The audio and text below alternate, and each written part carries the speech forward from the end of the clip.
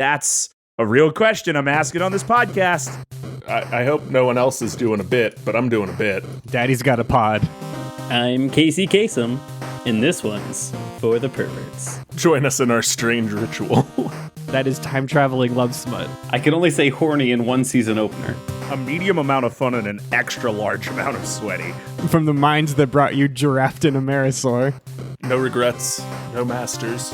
I got dick jokes to make, man. Leave me alone. This is good. This is good for anyone. This one's going to be weird. I'm very interested to see where this goes. Hello and welcome to Debate This, the show where no one is right, but someone is definitely wrong. In this show, we take time out of our busy adult lives to talk about comic books, video games, and how I wish we could just let shows die. Looking at you, specifically the rumored 4th season of Ted Lasso that's in production. No, they wouldn't. That's what I'm hearing. That's what I'm hearing. If there is more money to be squeezed from that suckling pig, we must squeeze money from that suckling pig. It will be squoze. Futurama would like a word. Yeah, okay, fair point. I would also like to say that I am on episode 5 of 6 of season 4 of Umbrella Academy, which I'll certainly talk more about in the post show, but oh boy, maybe we just start letting things die, you know? Maybe it's better for everybody. I know we'll talk about it in the post show. I watched 2 episodes and I was like, I'll come back to this. Things can die, and also we can give new shows time to figure themselves out. Mm-hmm. Yeah. And not require everything be a smash from one season of 8 episodes. But Kyle, the stakeholders. Yeah.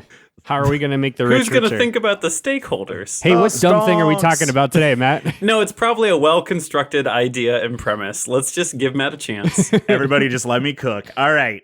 To you, my 3 friends on this podcast, and also to you, the listener of this podcast, mark today's episode down as one of the headiest or more meta episodes of DT ! And I'm sorry in advance, but here's the thing, friends. My chronic brain rot has backed me into a corner. Bruh, same. Matt's skibbity toilet brain rot. It's backed me into a corner, and I don't know what else to do about it. Let me explain. About a year ago, the 4 of us and a number of others gathered together for one of Kyle Harper's bachelor party. Let me say that again. For one Kyle Harper's bachelor party. Not one of my bachelor parties. One of your mini bachelor parties. This guy does bachelor parties every year. While at that bachelor party, one Andrew Henderson, the first taste is freed Todd and I into becoming Magic the Gathering guys. Fast forward 12 months, and I'm texting Todd and Andrew that I'm going to be late to play Magic because I stopped at a garage sale to buy Magic cards. This isn't who I am. I'm not a Magic guy. For Christ's sakes, I'm an MCU guy. Hey, Matt. Not anymore, Matt. Hey, what? You're a Magic guy. Okay, but let me finish my diatribe. The Marvel-flavored brain rot hasn't offered me reprieve. In fact, Wizards of the Coast recently slapped a release timeline on their very first Marvel IP set of Magic the Gathering cards. And while I already fear for my wallet, this collaboration did cause me pause. It caused pause because a lot of MCU fans, myself included, are still paused from the announcement that Robert Downey Jr. will be returning to the MCU as Dr. Victor Von Doom in 2025 after cashing checks and snapping fingers as Tony Stark from 2008 to 2019. Ever since this announcement, I've had this fear. Is this really all we have? Has everything I enjoy really become a dreadful Ouroboros of monolithic corporations trading IPs? And is the head on that circular snake really Robert Downey Jr.? So today, Yes. I've gathered my friends here to conduct a group mental exercise. See, when I get a piece of a song stuck in my head, the only way to move on from that fixation is to listen to the whole song. And I'm hoping that if we play in this headspace for a podcast's amount of time, perhaps we can lurch culture forward out of this death loop where everything is another thing and that other thing is Robert Downey Jr. And that's why myself, along with Todd, the Incredible Hulk Thomas, Andrew Iron Man 3 Henderson, and Kyle, the first Spider-Man movie, but definitely only the first one, Harper, are going to decide on which of RDJ's non-MCU movies would make the best Universes Beyond Magic the Gathering set.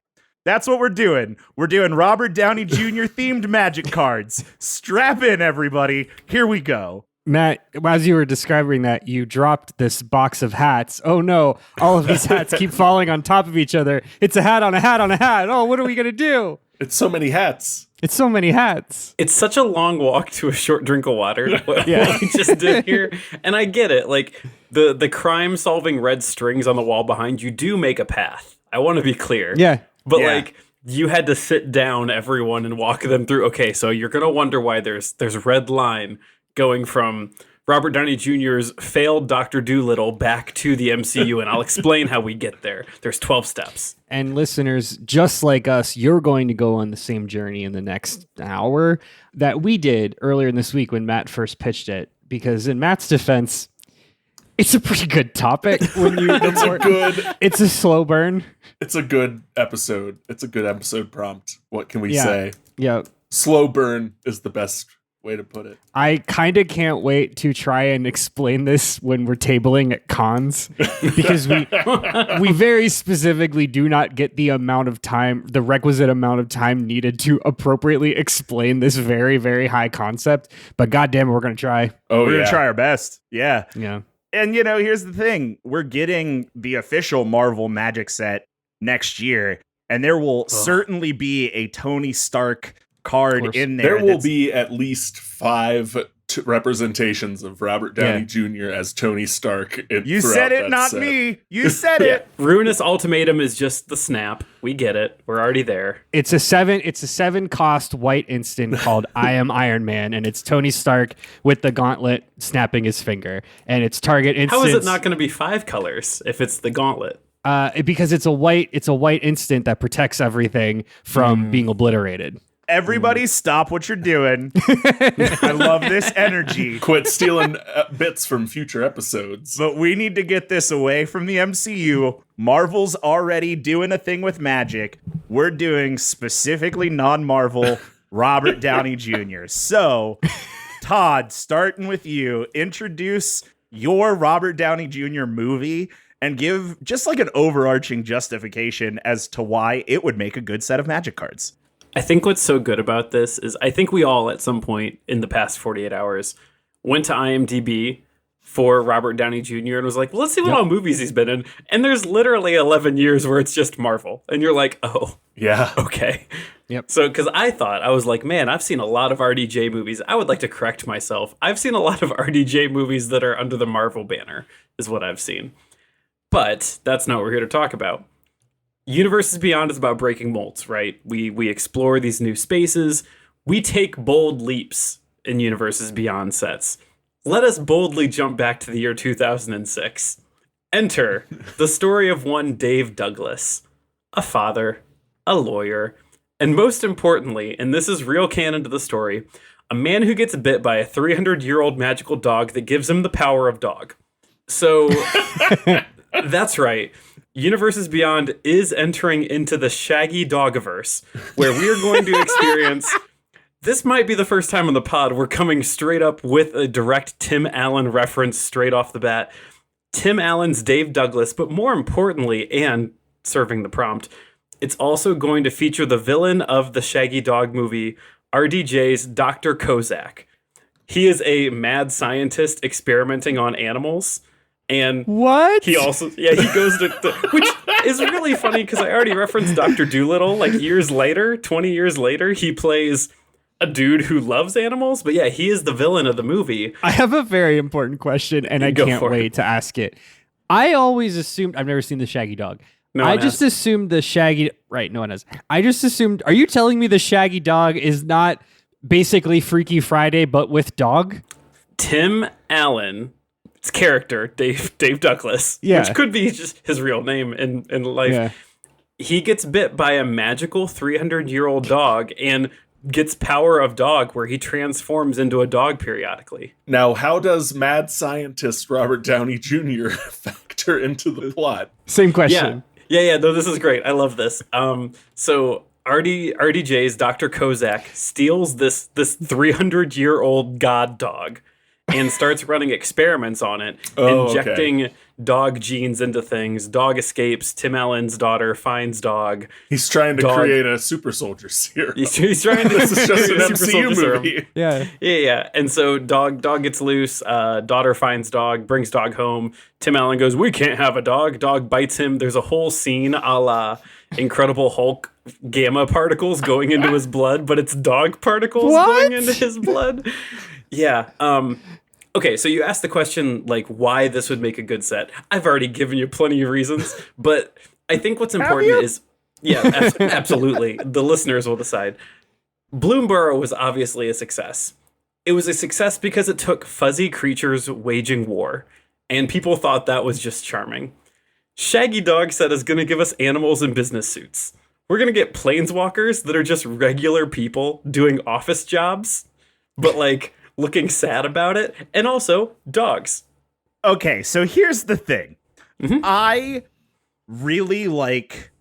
Well, these Tim magic Allen's cards have Shaggy Dog. animals in suits. Tim Allen's Shaggy no, Dog. hold on. I'm going to get back to that. Put a pin in that. I really like... Well, these magic cards have animals in suits. That's absolutely enough to get butts in seats, and I like that. Now, I do want to address the allegations that I like the 2006 Tim Allen Shaggy Dog movie with... I don't remember a goddamn thing about that movie other than A, it exists, and B, Tim Allen gets bit by a giant dog and receives power of dog. Those are the it's a only Spider-Man things I origin remember. story, yeah. What is the power of dog? He become dog. He turns into this horrid abomination, and that someone... That's not true. he is a dog. It's not... So time out real quick before we pass the talking stick back to Matt. He becomes dog sometimes. The other thing is, though, he takes on mannerisms of dog. Think like how Jim Carrey in Liar Liar just compulsively did things. Yeah. It's that, but dog. Does Tim Allen baby. scratch the back of his ear with his foot? Yes or no? I will be honest. I watched the trailer today, and I didn't see that. He did chase a cat. He did growl at another lawyer. Yeah, somebody handed him a piece of paper and he bit it with Took his it mouth. with his mouth? Yeah. Yeah, you can... I mean, you get it. Like I know we make the joke a lot. You get it, but you get it. He sometimes is dog. Was he this horrible dog with human eyes that is appeared in our notes? Oh, This movie poster is a crime. yeah, he does have... It's not... I forgot about the poster, which you also can see these notes if you join the $10 tier to Patreon. Yeah, we got it. It's never this direct. They don't ever superimpose the eyes on the dog like this, but there is a scene where he, as the dog, is using Scrabble pieces to spell out "I am dad" or "dog is dad" or something like that. Yeah, which is just really funny because he spends a significant portion of the movie as a human. Like, he could just immediately be like, "Guys, I'm a dog sometimes, and it's weird as shit." This isn't like he's obsessed with work and he ignores his family and his kids and he's cursed to be a dog so that he learns how to be with his family. It's Liar you got Liar it. or Click, but dog. No, it's really what it is 1994 Santa Claus with dog. Yeah. Yeah, I was going like Jack Frost. Yes, Michael also Keaton. Jack Frost. It is, which it is just exactly Santa Claus the story with Michael Keaton. Listen, we saved the viewers a lot of time by doing what we just did. This is the whole movie. So again, back to me and my thing. I literally only remember that this movie exists and that Tim Allen gets bit by giant dog and gets dog powers. I also know a fun fact about this movie, which that this is the third iteration of this movie. The original Shaggy Dog came out in 1959.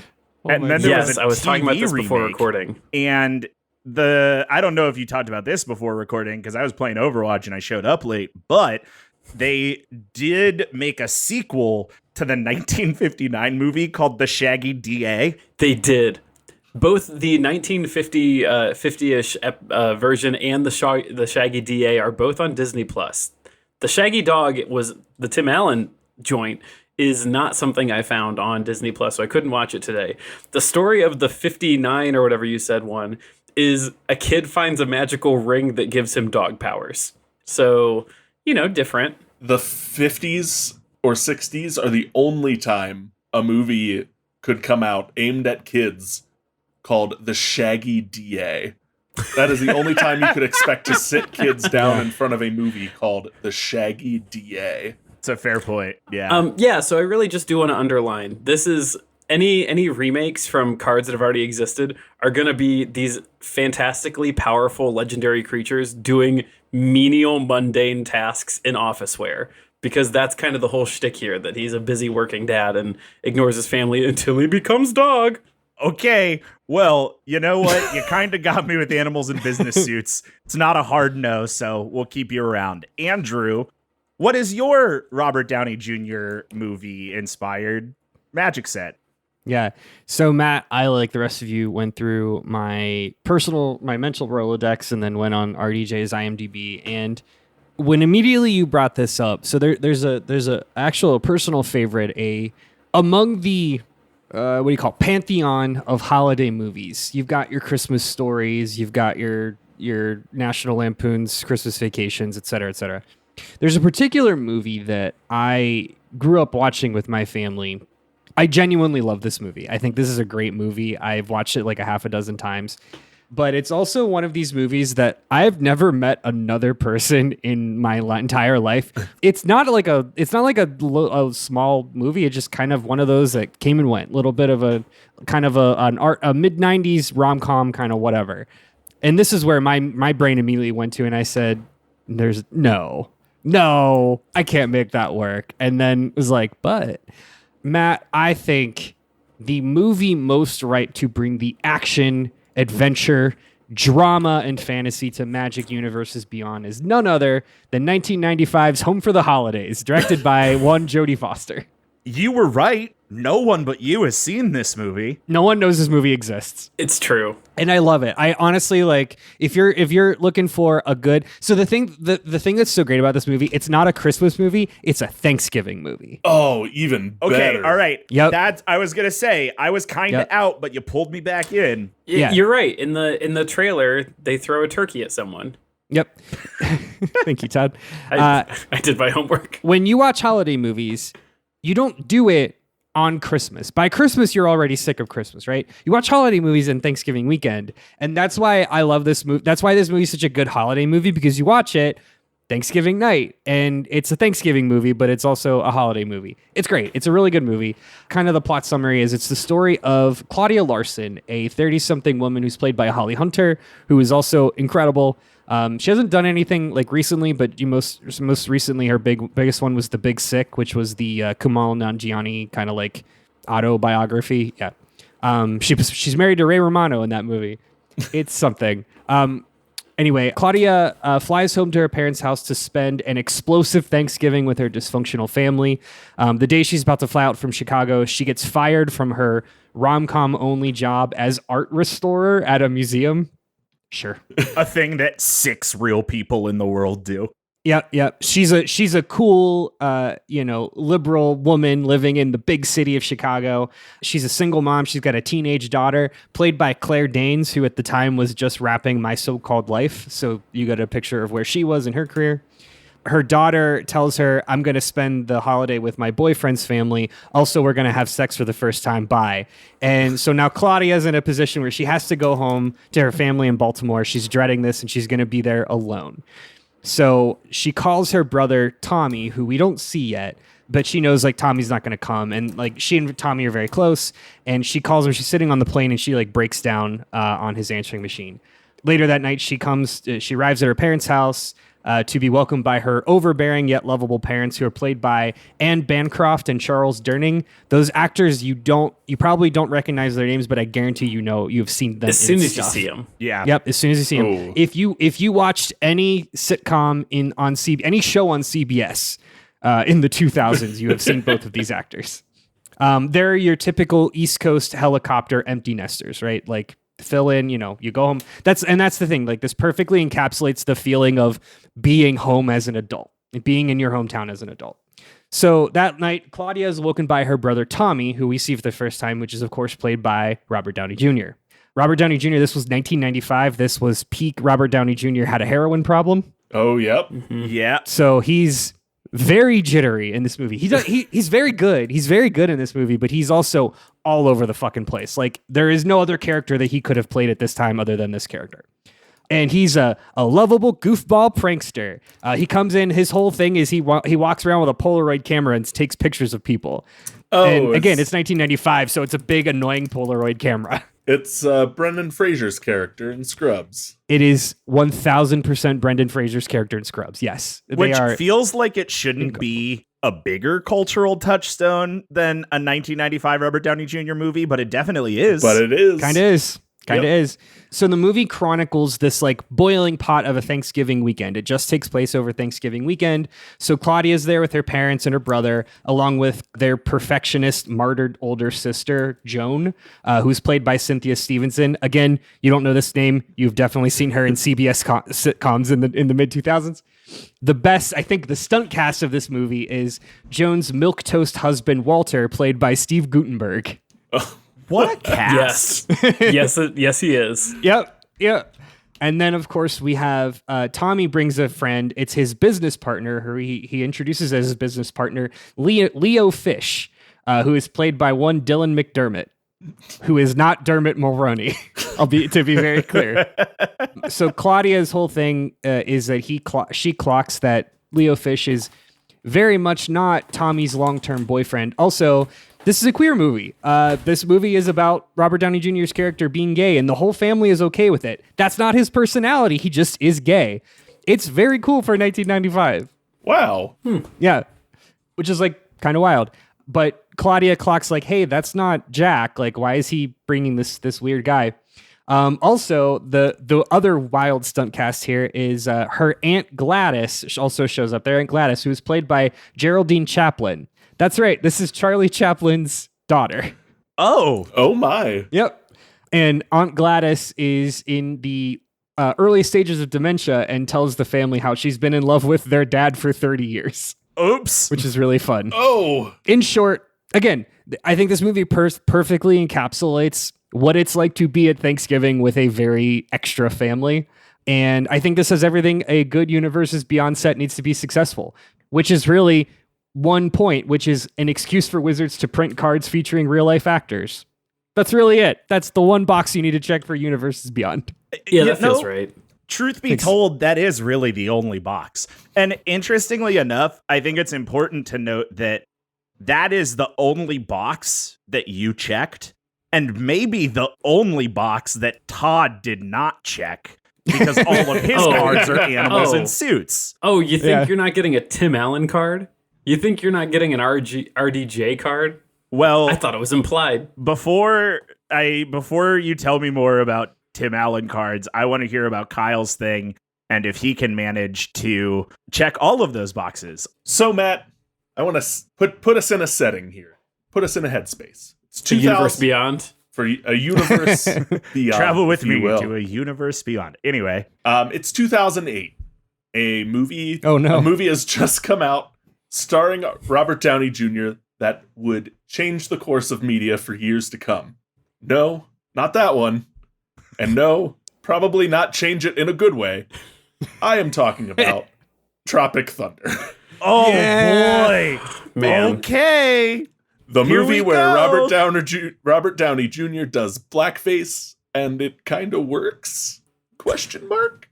We would be the ones to decide if it works or not, I think. We're gonna settle it today. Actually, Certainly the opinions that matter. yeah. I don't know that history has fully turned on this movie yet, but man, oh man, I remember having a good time when this came out, and I saw this in theater. Like this was my favorite movie for a good amount of time. It's a very funny movie. Yeah. I remember having a good time the first time I watched The Ringer, but you know. Okay, yeah, that's fair. That was a fun movie to watch too at the time. Anyway, go ahead, Kyle. Matt, why this movie works for a Universes Beyond set is because we actually unearthed these cards from 2008 as they were originally promotional material for the movie.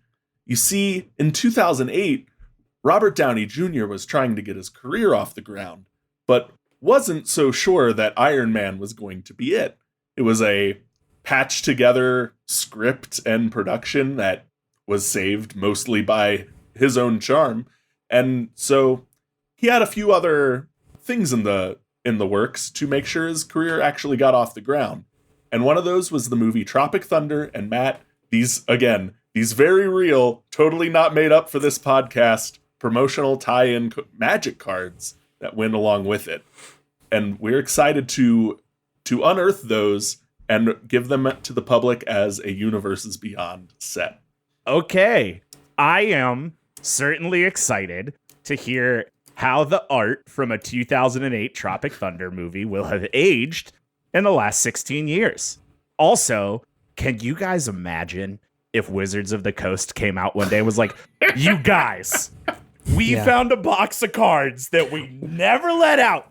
We were out in the desert looking ago. for the ET cartridges, and look what we found. People would lose their minds. We can get into it in the post show. There was an entire set where that was That was the bit? the bit. Wow. Huh. We'll talk about Cold Snap in the post show. All right. Well, this is interesting. We have come at this from three very different angles. Certainly three big draws that would get a recent MTG guy like myself to buy into a Universes Beyond set.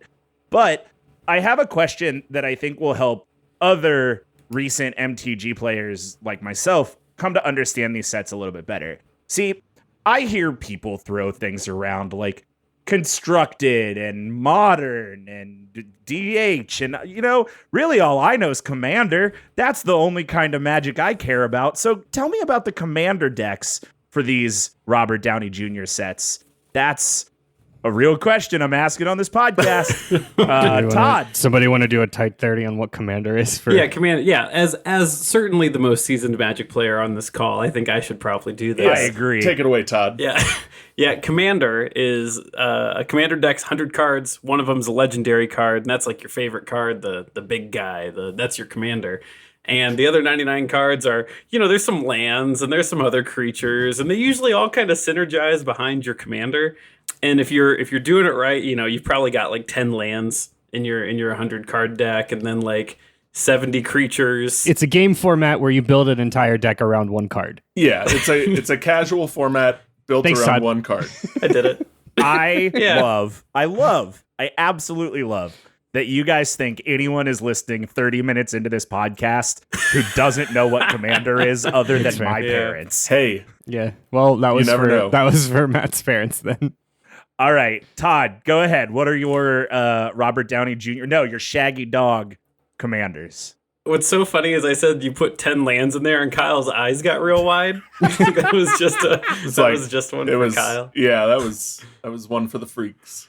So when the Shaggy Dogiverse of the Universes Beyond does break open, we will have 4 precons, and we're pretty excited to talk about them. First and foremost, I know we're going to talk about RDJ. We'll get to him, but we do have to talk about Tim Allen's character, Dave Douglas. He is the commander to a deck, and his card is Dave Douglas, Absent Father. And he transforms into Dave Douglas, the Shaggy Dog. It's actually a werewolf mechanic, a day-night kind of trigger. That's not fair. Just because I'm building a werewolf deck doesn't mean I didn't know you were come in building a here. werewolf deck. That's so weird. The big thing is this deck. It's a go wide deck. We're getting lots of little creatures, lots of little minions. Focuses on dogs and humans. It's probably white green. I feel like dogs are always white. That just feels right. And as a well-meaning father, probably green feels good. The next commander is Dr. Kozak, president of Grant and Strickland. So that is RDJ's character. Interesting enough, it's actually a reprint of Henry Wu, InGen Geneticist, from the Universes Beyond Jurassic Park set. Another hat on a hat. Yeah. It is a hat on a hat. We're putting hats on geneticists. So his big thing, the deck feels blue, black, green, I suppose. And you sack little creatures to make bigger creatures because he's a bad man that sacrifices creatures in the name of science. So that's what we got there. 2 more fun ones, though. I'm pretty pumped about this one. One of the decks is That-a-Boy, the Serpent. What? So, yeah, this is a real character. So in What? Act 3 of Shaggy Dog, I'm going to ruin the movie for you. Please. But Todd, Yeah, I know. I'm so sorry. Spoilers this for the Shaggy Dog. Yeah. So Dave Douglas is captured by the Dr. Kozak and his company or whatever, breaks free, freeze all the other creatures, a la Guardians of the Galaxy 3. But all of these other creatures being experimented on are also part dog. So there's a scene where he rescues a cobra that barks at him in the car. And he calls that cobra That-a-Boy. So this is That-a-Boy the serpent, who is a snake and a dog. That's the type of card he is. This deck is a snake and dog-based tribal deck that the commander considers all creatures dogs. And makes a dog or snake token with each cast. I don't know, it's blue-green, maybe white. Snakes feel blue-green. Adding dogs probably makes it white. I don't know. I'm typecasting dogs in Magic the Gathering. I have a quick question about the lore of the Shaggy Dog. It's a mess, Andrew. It's not tight. So Tim Allen gets bit by dog, becomes dog. Yeah. But there's other animals that are being experimented on. So did those animals also get bit by 300-year-old dog? I think they injected the dog genes into the animals. Okay. So they all have like dog-like traits. Like I said, I don't think you see animals transform into dogs, but Okay. the cobra does bark. It is a scene in the trailer. Sure. The cobra. The scene in the trailer is Tim Allen driving a car full of animals, and that's right before the big climax of the movie where he busts into the courtroom with all these animals. Because Man, this is a chunky trailer. Yeah. Oh, yeah. It tells the whole thing. Okay. The last commander is Ki Yang Po, Dog of the Ancients. And this is a dog god. This is the 300-year-old titular Shaggy Dog. White-black, but it's a god. And it makes other creatures into gods or dogs. I'm not sure. I haven't figured that out yet. Through its buffs, it also has the infect mechanic. And it turns blocking creatures into dogs, and it has protection from dogs. It is a dog tribal deck. Also maybe a god tribal deck, because everything becomes dogs. I don't know. Playing fast and loose on this one. I just want to talk about a 300-year-old dog. Dog God is dog God backwards. It sure is. That's kind of what got me to say makes other creatures gods or dogs, because I typed one word and I was like, maybe it's the other word. It's like a thing where you turn the card upside down and it's the god. Where it's just, Yeah. Oh, yeah. Yeah. That's pretty good. Thank you. I did manage to find a picture of the dog cobra from 2006's Shaggy Dog. That's in our notes now. It's a CGI dog or a CGI snake, I'm sorry, with maybe a dog tail. tail? Is that what that is? Or Yeah, it's that's a CGI That-a-Boy. dog with the body of a snake. Who knows? Now there's The body of a snake and the head of a snake. Okay. Honestly, Todd, I really like this. You gave me Tim Allen. You gave me Robert Downey Jr.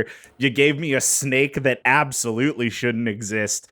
And a dog god, which, truthfully, all seem to fit pretty well into what Wizards of the Coast is doing. What's funny out of these three precons, the snake dog's going to sell the best. The other three aren't going anywhere. Oh, Absolutely, I'm buying Snake Dog yeah. day one. Oh yeah. 100%. Yeah, Snake Dog day one. That synergy goes with every other existing snake or dog deck you may have.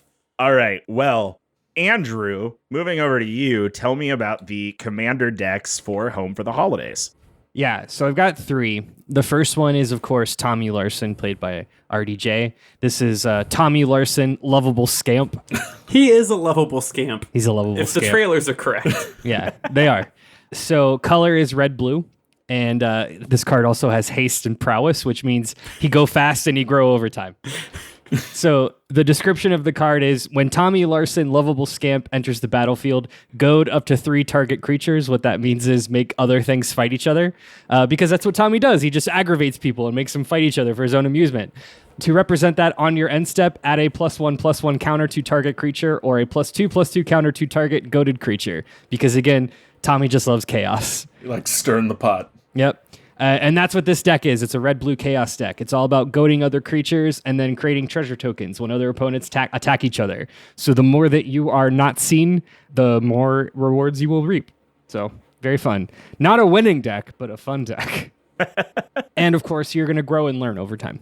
Our second deck here is we've got Adele Larson, Baltimore Matriarch. This is Claudia and Tommy's mom. And her color is green-white, and she's got vigilance because she don't take no shit from no men. The flavor text at the bottom of the card is exactly that. It's just That's that. correct. That's correct. So Adele's description is partner with Henry Larson, scion of the silent generation. So when Adele Larson, Baltimore matriarch, attacks, tap up to 3 creatures opponents control and create a food token, because she's gonna demoralize you because she's a suburban mom, and she's gonna catch you with her cutting wit, and then create a food and slow you down. And then she also, of course, some commanders you can partner with others. So we're going to pair her with her husband, her partner, Henry Larson, scion of the Silent Generation, who is also green-white. For 2 mana, and his tap ability is sacrifice a food to give +3/+3 to a legendary creature with the name Larson, as long as you control 1 creature type, and only 1 creature type. Because he's an old suburban dad set in his ways. And at the end of the day, after a meal, after he's seen all of the explosion of the family can create all of the dysfunction, he can eventually see his ways. I think this character is really interesting because he definitely plays the like old dad archetype. And again, this is 1995, so like he's got a gay son, right? And it's very like it's 1995, so he's got a gay son. It's 1995 and he's got a gay son, but it's 1995, so it's assumed that he's not interested. He's not interested in that. And he definitely starts the movie with I just don't want to hear about it. I don't want to know about what you do with men. You know what I mean? But then like at the end of it, like it does become very endearing, and he's like, he just wants his son to be happy, It's very cool. Like he's a very good character. He's a very endearing character, but there's a lot of layers of Silent Generation there to kind of peel back. Well, you said something about like it can give something to other cards named Larson. Yeah. And what's most funny about this is knowing like the mechanics of Magic the Gathering. That means you could build a Larson deck that's just the correct. Larsons and shapeshifters, because family shapeshifters deck. are also Larsons. Yeah, so it's a silly. family. Well, what are shapeshifters if not in-laws, Todd? Yeah. I'm gonna need you to try that again. Give me that one more time. No, what are shapeshifters if not what are in-laws if not shapeshifters? There we go. Yeah, I think that's the way. That's what you meant. Yeah, that's what I meant. I still don't know got that it. I buy that. I don't. I Oh, think I'm, All of us are an in-law. All of us have visited family. And what do you do when you go visit your partner's family? You blend the fuck in. mask. You mask. All right, I'm no longer interested in unpacking this. Andrew, do you have any other more commanders? Are we good? I can't don't look wanna talk too about far what I do with inward in my ourselves in-laws. on the podcast. So this is a green-white deck. It's focused on generating food tokens and then buffing up the commander with those food tokens. Which is very funny. Which is family dinner. Thank you. Our final one here is Walter Wedman, the American Dream. And this is Steve Gutenberg's character. He's black-white. He's got lifelink and death touch, which means when he attacks, he gives you health, and anything that attacks him dies. When Walter Wedman, the American Dream, enters the battlefield, return all creatures on the battlefield to their controller's hands. Walter Wedman, the American Dream, enters the battlefield tapped with 3 stun counters, which means he can't do anything when he enters the battlefield. incredible. And no one else can do anything either. When this creature deals combat damage to an opponent, they discard a card, which, if you play Magic, discarding a card is absolutely the worst feeling thing. And that's what this deck is. It's an energy vampire deck. It's a bad feels deck. Pretty good. Yep. That's really good. You're gonna feel the utter malaise of being in the same room as Walter Wedman when you have to remove all your creatures and discard cards. You're not getting attacked. Nothing's happening to you. You're just fucking miserable. You just And feel here we are. terrible. You just feel awful. Yeah. That's what we got. All right. Honestly, I think that's really fun. And knowing that really the whole bit here is we're just putting famous people on Magic cards. I mean, I'm still there. I'm enjoying it. I'm having a good time.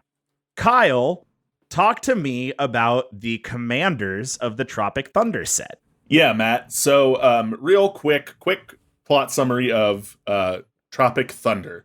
Tropic Thunder is a action comedy that spoofs Hollywood movie production. Stars Ben Stiller as Tug Speedman, a Sylvester Stallone type who wants to finally get his Oscar. He's tired of being the Sylvester Stallone type and wants to be seen as a more serious actor.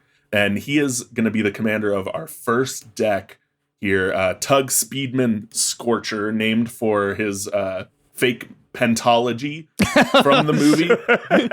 Kyle made magic cards, guys. I made magic cards. Oh, boy. So Tug Speedman Scorcher is a green-red really good. legendary Incredible. creature human bard with haste, first strike, and trample. Creatures you control with no text get +2/+2. Good. And if Tug Speedman would die, return him to the battlefield with 2+1/+1 counters, a finality counter, and no abilities. So he's I'm a bit surprised that we didn't wait to do this episode until Kyle's birthday. I feel like this would have been a better gift than what we could have done anything else. He just gave it to me early, guys. He's a big dummies leader, commander. I really like that big dummies, like just big dumb creatures, are the only ones that get +2/+2. That's really good. Yeah. So in the movie, Tropic Thunder is the movie Tug Speedman is making to be his Oscar-winning movie. And to do that, he casts Kirk Lazarus, what's his name? Daniel Day-Lewis type, a method actor who disappears into his roles. And this is where the blackface comes in, because he is playing a black character from this fake biopic that is being made into a movie. If I remember correctly, the joke is that Kirk Lazarus is like everybody knows that this is insane. Like that's why this works. Yes. Like it's like, yeah. It explicitly works not just because it's like implied that this is an insane, over the top like take on method acting. He does legitimately get told off by another black character in the movie of like, you can't just put on you can't do what you're doing. You can't put on blackface and these stereotypical mannerisms and call it a performance. Like, you can't do what you're doing. My second commander is, in fact, Kirk Lazarus, method actor. He is a shapeshifter bard, and we're doing shapeshifty shenanigans here to represent his transformation into this character. So at the beginning of combat, Kirk Lazarus becomes the color or colors of your choice. And at the beginning of combat, Kirk Lazarus becomes the creature type or types of your choice, to really drive home the method acting side of his character. Kirk Lazarus's power and toughness are equal to the number of creatures that share a color with it. And Kirk Lazarus has protections from creatures that share a creature type with it. It's a weird shapeshiftery type deck here. And yes, someone put in a different Kirk Lazarus character. I love one of my favorite things about this character is that what RDJ also, when he's like not in blackface, he wears these like electric blue contacts. And his eyes look so weird. Oh yeah. It's very jarring. When he's not in blackface, he drives home that this is a unhinged, unwell man, for sure. It is truly crazy to look at this picture of Robert Downey Jr. in blackface and think that this man has been paid more money by Disney Corporation than any other human being on the planet. Yeah. Yep. Also, we've said it a couple of times. You can join our Patreon to look at these show notes. All of Kyle's magic cards are going on the Instagram. So if you don't want to join the Patreon, just follow us on Instagram, because they're all going there. Yeah. I'm going to talk about my third commander deck. My third commander deck is Tron Flaming Dragon. It's the leader of in the movie, very real terrorist organization the idiot actors stumble upon, thinking they're like filming this gritty naturalist way. The terrorist is white, red, green? The terrorist is white, red, green. All right. I mean, Caesar is white, red, black. Yeah. Yeah, black. It's a creature token commander. I wanted to represent the terrorist organization here. Prevent all combat damage to creature tokens you control. When a creature token you control attacks, it gets +1 damage to any target, or it deals 1 damage to any target. Sacrifice it at the end of combat, and its power and toughness are equal to the number of creature tokens you control. That's my third commander here. Just getting it out of the way so I can talk about my favorite character from this movie last, and that is Les Grossman. Les Grossman is the executive producer of the fake movie within a movie.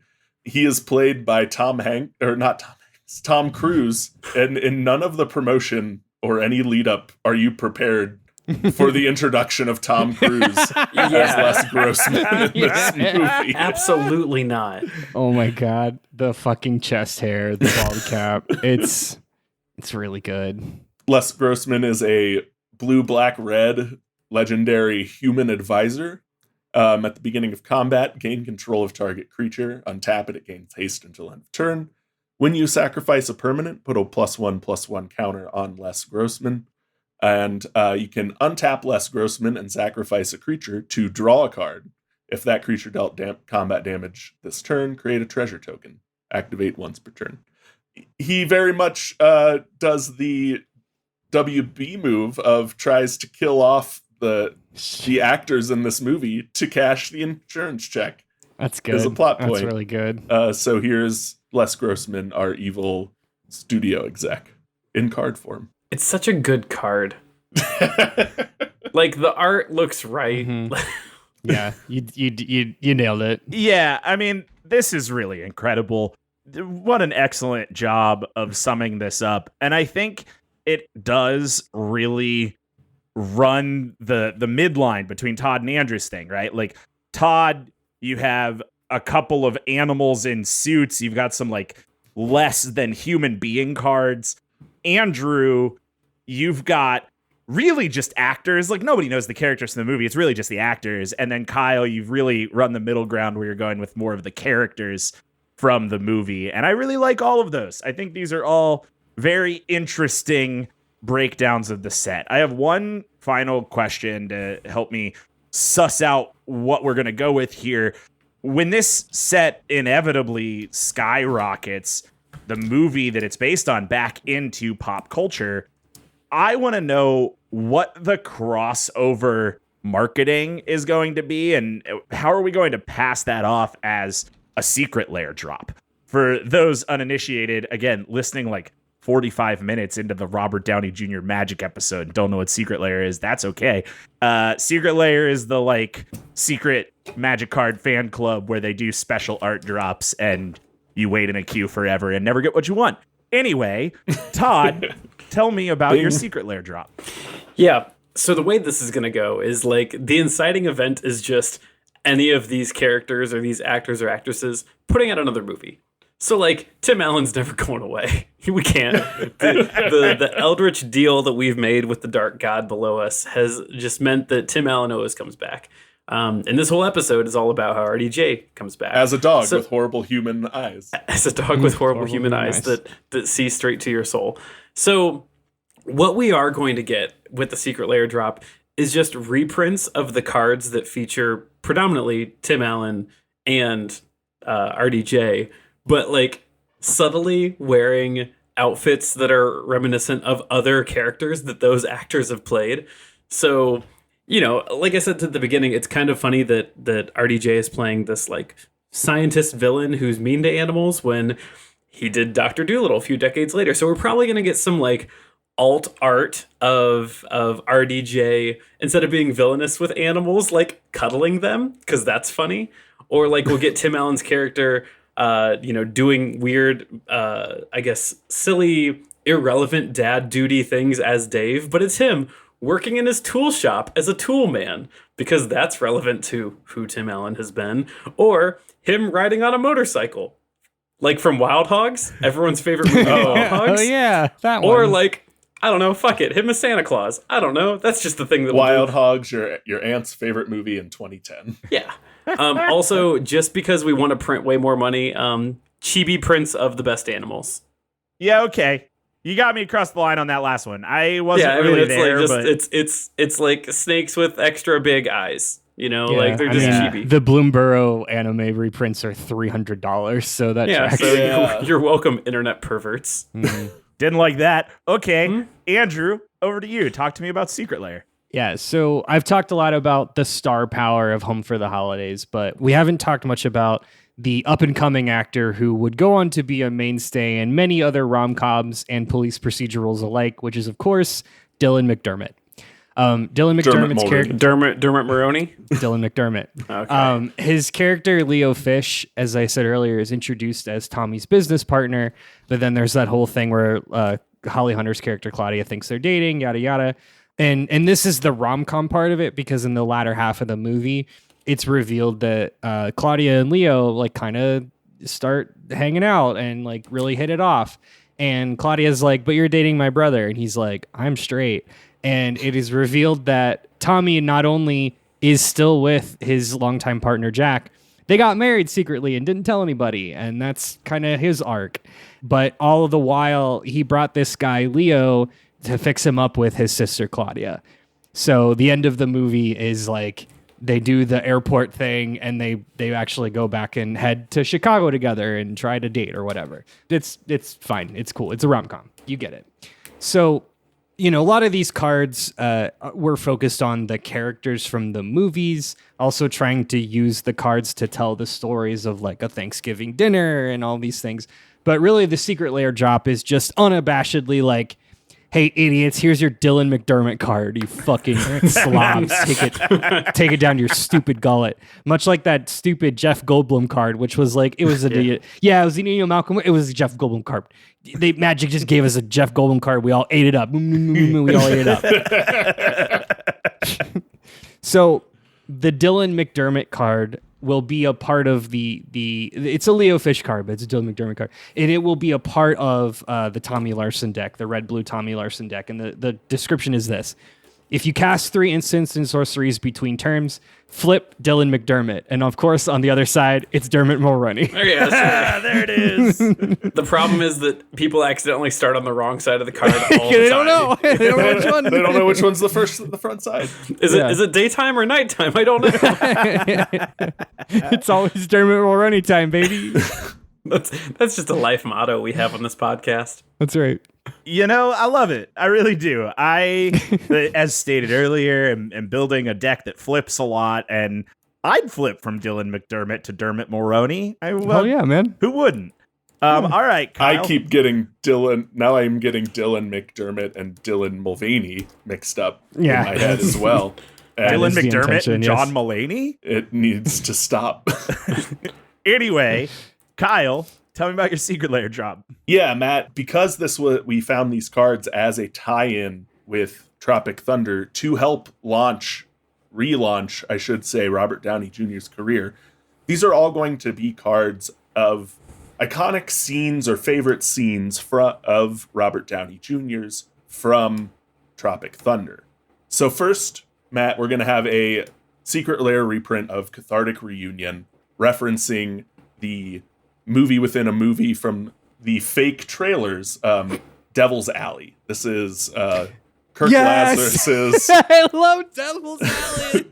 That's like my favorite bit of that movie. It's Sorry. such a good bit. Devil's Alley is a like fake Oscar Beatty type movie that fake stars Kirk Lazarus with Tobey Maguire in a what can only be described as like a gay priest. It's Brokeback Mountain. It's Brokeback Mountain. Brokeback Mountain. But It won him MTV's Best Kiss. the next card then is going to be True Polymorph, Kyle. which has footage from the movie of Kirk Lazarus undergoing intense and experimental facial reconstruction surgery to more look like the black character he is playing. The next one is Withstand Death. This card gives target creature indestructible till end of turn, and it's just putting to card his iconic Survive that has been memed to perpetuity. And then the last one here is Words of War, which is a red enchantment. It does things, but it's mostly to reference when the scene where he is called out by the black actor in the cast for wearing blackface. That's what we got. I forget that this movie existed and that they did the things that they did. They did all the things that they did. And I mean, maybe what Andrew said earlier, like, society hasn't come back around to revisit this one. Like, it just kind of flies under the radar, and everyone's like, no, we know it's not going to be good. We shouldn't go pick at it. My takeaway from this is I want to go watch Tropic Thunder immediately. Go watch Tropic Thunder. Hey, Yeah. I just Googled it. You can watch it on Pluto TV for free. That's not real. That isn't real. Oh That man, I can't be stopped real. paying for Pluto. I just have Crackle and Acorn. So Yeah. All right. Well, while we are rolling the dice on discount streaming services, I do actually have a super secret bonus question for you guys to mull on as we look for a place to watch 2018. Mulroney on. Dylan Mulroney on. Yeah. Okay. So my super secret bonus question: what card from your set gets banned as soon as it's released? And tell me why. I'll take your answers right after this.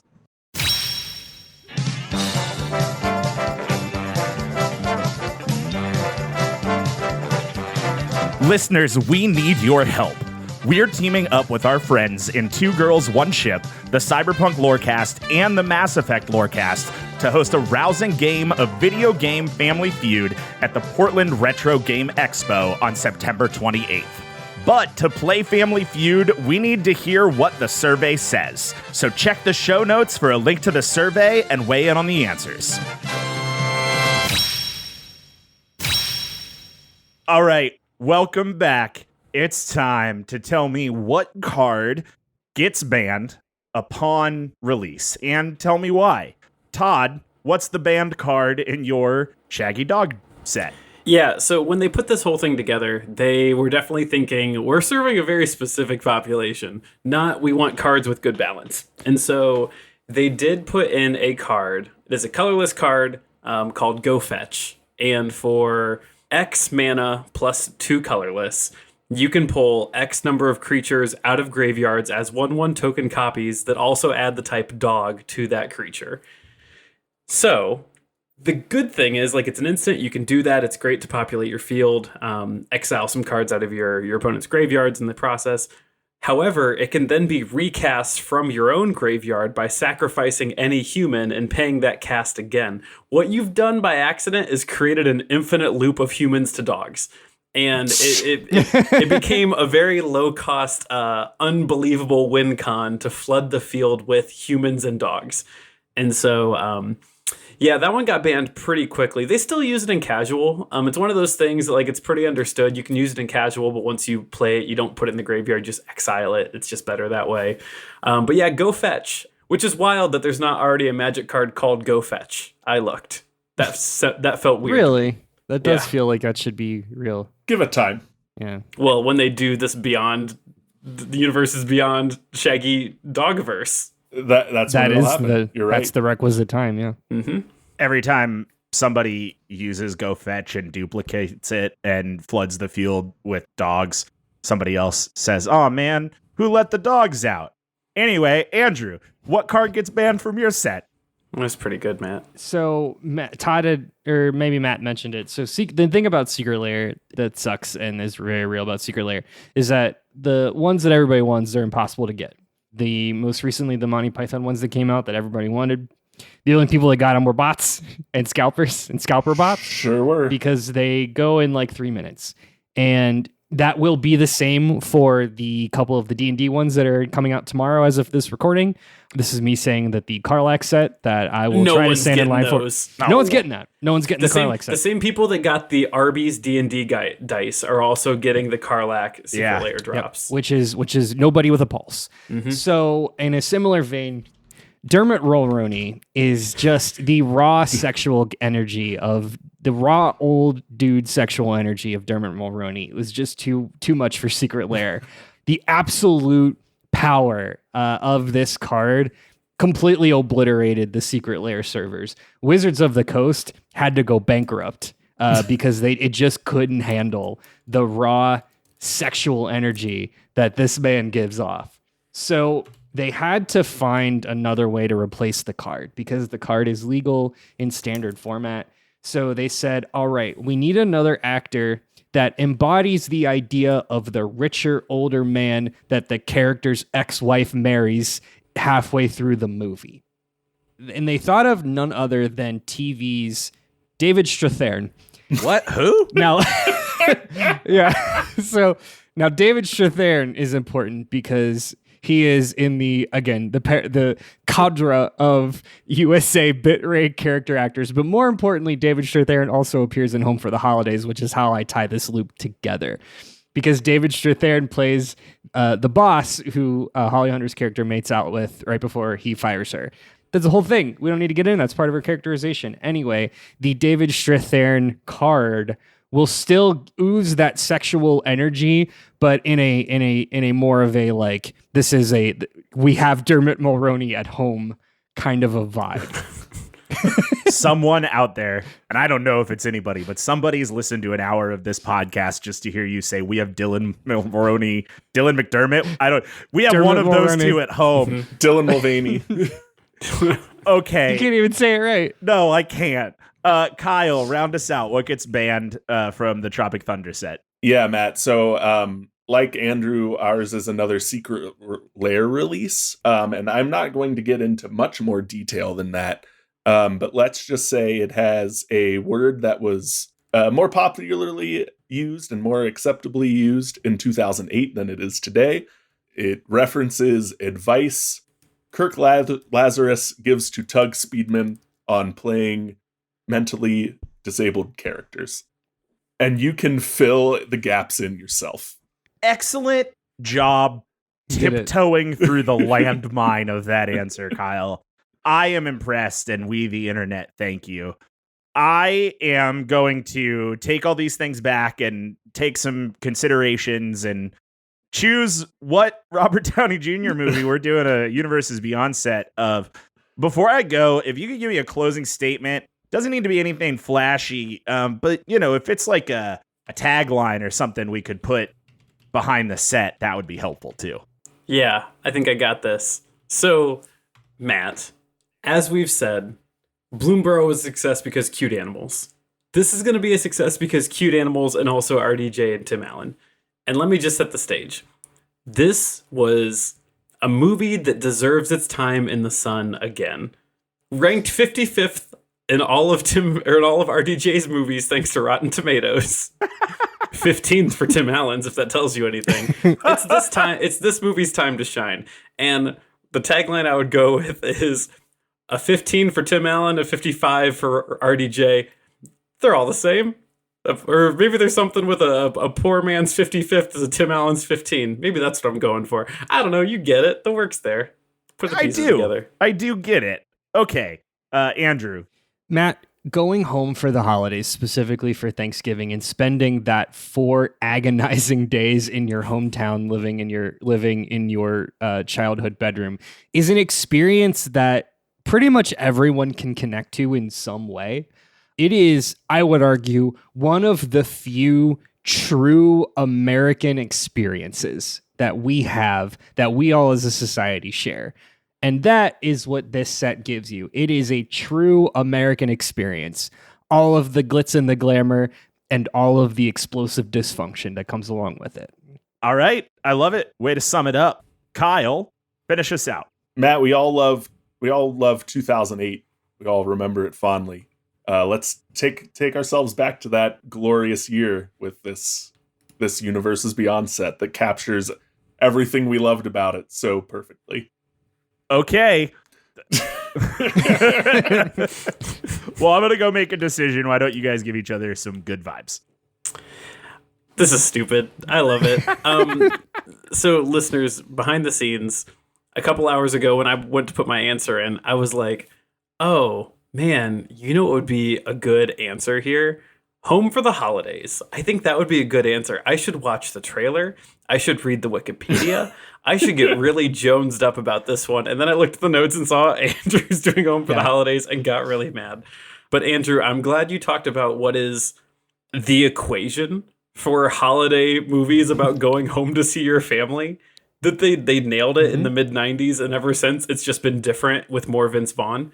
And so, I appreciate what you did today. It's very stupid, and it's very good, and I liked it a lot.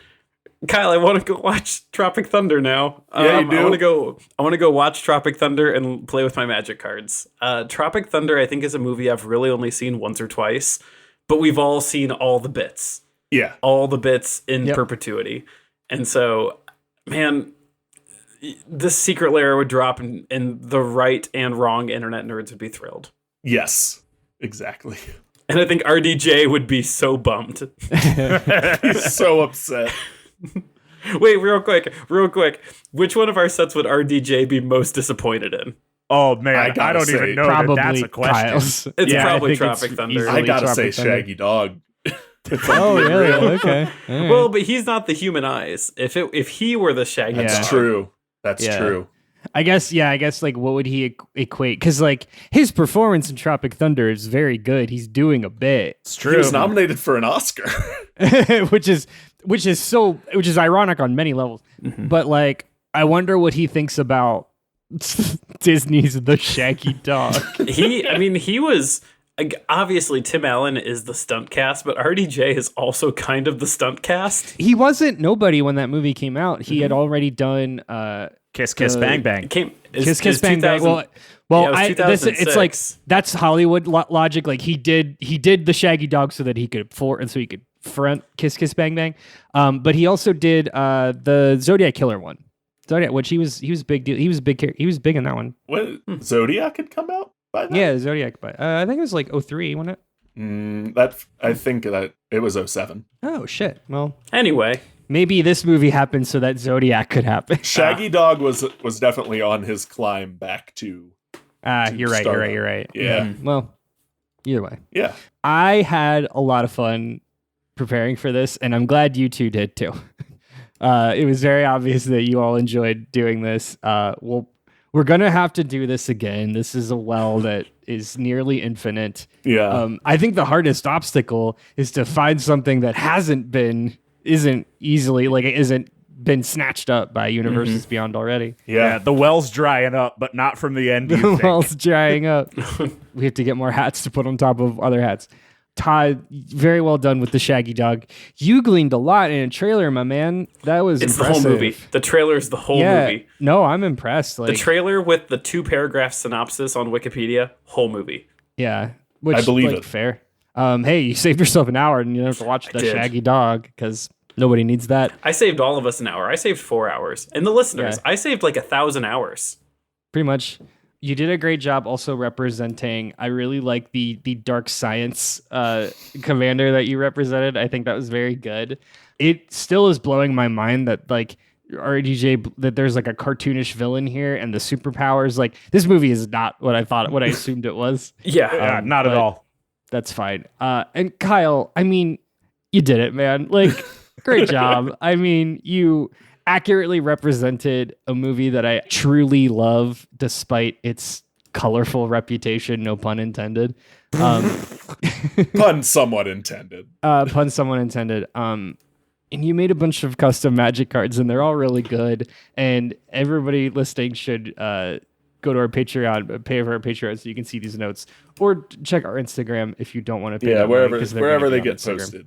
Yeah. Check them, please. Yeah, great job. Thanks. Thank you. Yeah, Todd, you did it. You got shackled with Shaggy Dog and gave a very good answer. And again, saved so many hours of people who don't have to watch Shaggy Dog now because you effectively did a flavor text for Shaggy Dog too. You did the complete lore drop for Shaggy Dog as well.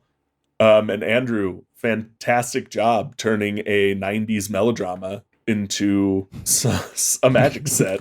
I legitimately want to watch Home for the Holidays. It's a good movie. It's a really good movie. Holiday season. Yeah. When it comes time for that. And you're a large part of that. So thank you. All right. Well, that leaves it to me to come up with a decision here. And I actually need to inform everyone up front that one of you has been disqualified from today's competition. Kyle, unfortunately, the Disney Corporation has sent a letter saying if you release these images of the man they've paid the most money to in human history, they will eliminate you and your family from time. So we just can't do that. We're not going to be able to do that. Excellent job creating cards and stuff today, but I am not going to tempt the fates of the mouse by releasing cards from a movie of a different time. I am so sorry.